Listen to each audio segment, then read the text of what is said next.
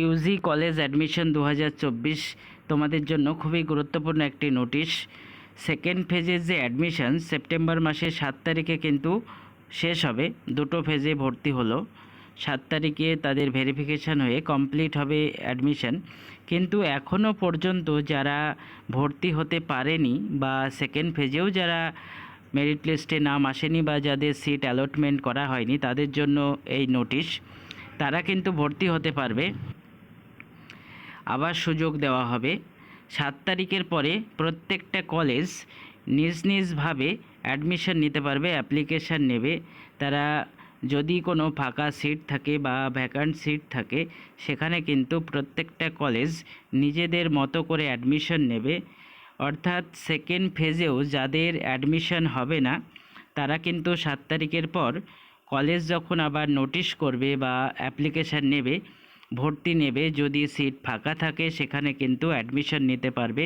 অর্থাৎ কোনো ছাত্রছাত্রীই কিন্তু অ্যাডমিশন থেকে বাদ যাবে না। প্রত্যেকটা কলেজেই এখনও অনেক সিট ফাঁকা রয়েছে। তোমরা যারা এখনও অ্যাডমিশন নিতে পারোনি বা সেকেন্ড ফেজেও যাদের নাম আসেনি তাদের টেনশনের কোনো কারণ নেই। কলেজ আবার 7 তারিখের পরে নোটিশ করবে। প্রত্যেকটা কলেজেই প্রায় ভ্যাকান্ট সিট রয়েছে। প্রত্যেকটা কলেজ নিজের মতো করে অ্যাপ্লিকেশান নেবে এবং ভর্তি নেবে। তোমরা 7 তারিখের পর প্রত্যেকটা কলেজের ওয়েবসাইটে খোঁজ রাখবে এবং অ্যাপ্লিকেশান করবে, এবং যারা ভর্তি হতে পারোনি প্রত্যেকেই ভর্তি হতে পারবে। নোটিশটি তোমরা দেখো এবং সকলের মধ্যে শেয়ার করে দাও। তোমাদের যে সকল বন্ধুরা এখনও পর্যন্ত অ্যাডমিশন নেয়নি তাদের জন্য কিন্তু খুবই গুরুত্বপূর্ণ এই নোটিশ।